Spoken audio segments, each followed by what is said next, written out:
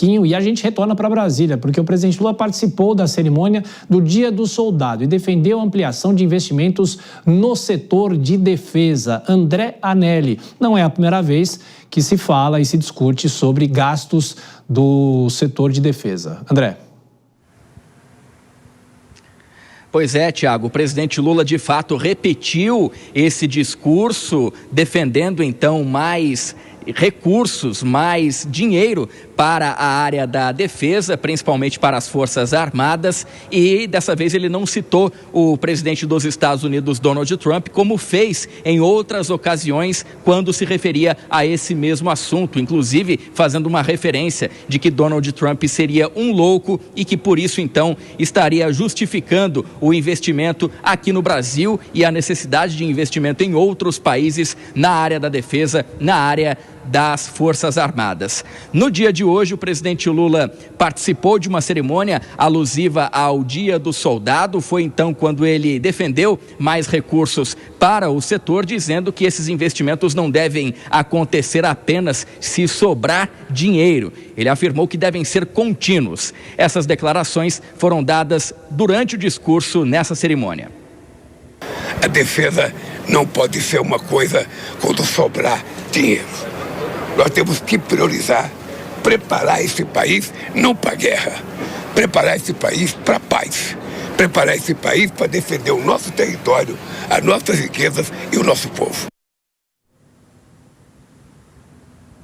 Logo depois desse discurso, o presidente Lula, já ao final do evento, foi abordado por jornalistas que acompanhavam aquela cerimônia e, evidentemente, foi perguntado mais uma vez a respeito do caso Lulinha. Ele que é acusado de tráfico de influência e também corrupção aqui em Brasília por fazer uma espécie de ponte entre autoridades e lobistas, como Roberta Luxinger e até mesmo Antônio Carlos Camilo Antunes, o careca do INSS. O presidente Lula se esquivou dessas perguntas, não quis responder nenhuma delas, relembrando que no último domingo, inclusive no horário em que era exibido o debate aqui na Jovem Pan pela Rede Bandeirantes, o presidente Lula concedeu uma entrevista que foi gravada horas antes pela Record, negando qualquer tipo de benefício para o filho mais velho dele, defendendo também investigações e afirmando que não haveria nenhum tipo de vantagem para Lulinha e que ele deveria então responder todas as acusações às autoridades.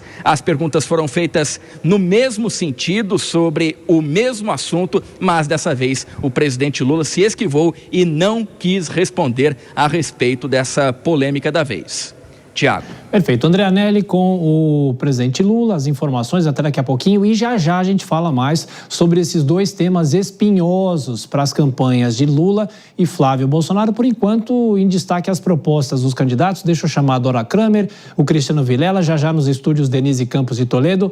Dora, boa noite para você, bem-vinda. De um lado, o presidente Lula falando em gastos com defesa, do outro, Flávio Bolsonaro falando sobre o Bolsa Família. Mas um assunto que passou despercebido por muita gente hoje, falando um pouco da história do Brasil. Hoje faz 65 anos da renúncia de Jânio Quadros, hein, Dora Kramer? Boa noite, bem-vinda.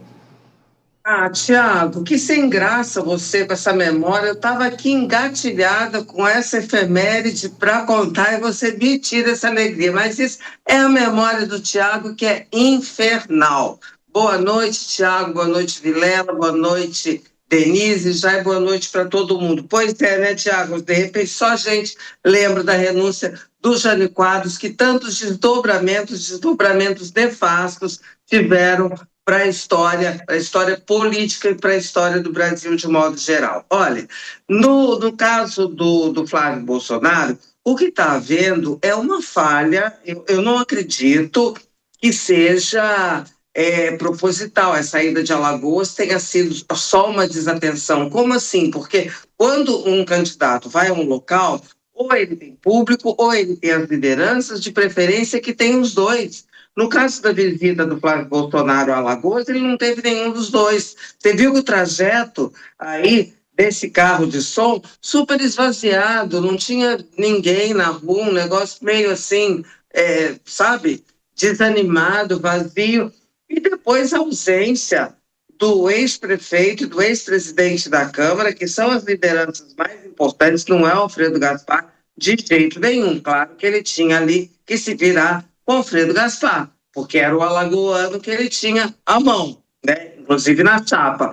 Mas achei uma coisa muito desorganizada. Acho que falha de desorganização. Se não foi falha de desorganização, aí é pior, porque realmente aí é uma falta de noção completa de como apresentar o candidato. No caso do presidente Lula, a gente vê que o ministro Zé Múcio, por exemplo, e os comandantes militares passaram o mandato inteiro reclamando de corte de dinheiro, recursos, pedindo recursos para a defesa, e ao contrário, houve cortes nesse setor e, enfim, não eram ouvidos de forma alguma. Agora, o presidente pega esse discurso, pega do aparelhamento, esse tema do aparelhamento da defesa, para quê? Porque ele se conecta com o discurso da soberania que ele quer levar para o palanque. Então, era aquilo, né?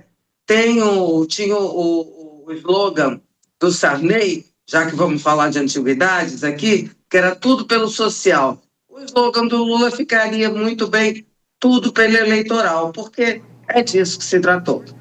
Denise Campos de Toledo, agora.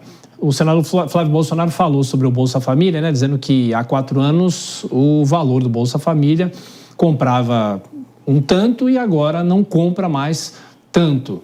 De qualquer forma, pode ser esse um mote que ele vai insistir para fazer críticas ao presidente Lula agora. Quem tiver no Planalto ano que vem vai ter que reajustar, vai ter que mexer nisso? Boa noite. Boa noite, Tiago, Dora, boa noite, Vilela, boa noite a todos. Ele tem criticado o governo nesses pontos que tem maior apelo social. Ele fala em preservar o Bolsa Família, apesar de todo o discurso em torno de cortes de despesas. Inclusive, tem uma outra proposta adicional que ele daria recursos para aquela mulher que não tem condições de pagar creche, por exemplo, para que possa trabalhar. Então, a gente vê que, paralelamente à promessa de ajuste fiscal, tem essa questão de aumento de algumas despesas, preservação do Bolsa Família, que é um ponto aí fundamental em termos da população mais pobre. É um apelo muito grande, é um programa de governo hoje, não apenas lançado pelo governo atual.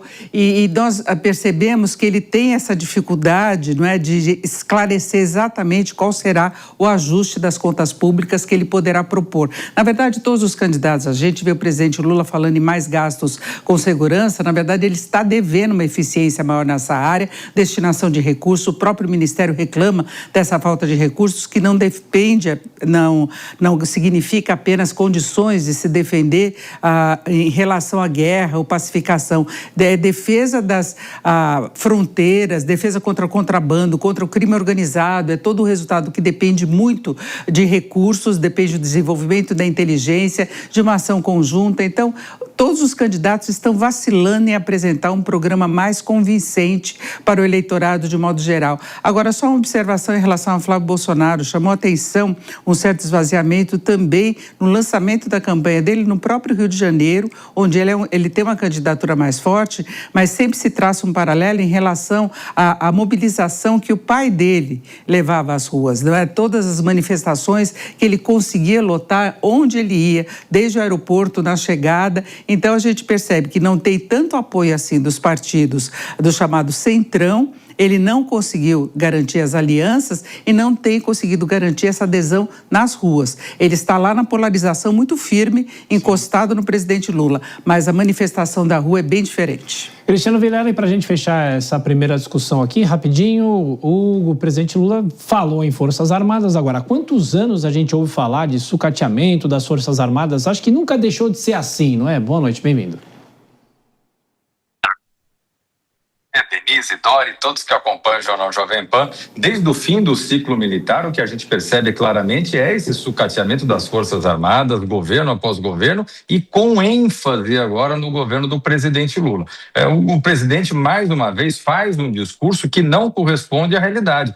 o governo brasileiro não dá realmente o devido valor, a devida importância aos militares, especialmente depois do 8 de janeiro, a situação que já era incômoda, acabou realmente ficando uma situação ainda mais de uma certa ruptura entre os envolvidos aí, entre o governo, entre Forças Armadas, ali tentando, através do ministro da Defesa, que é uma figura muito afável, tentando de alguma forma aproximar, mas sem conseguir efetivamente ter ali um estreitamento.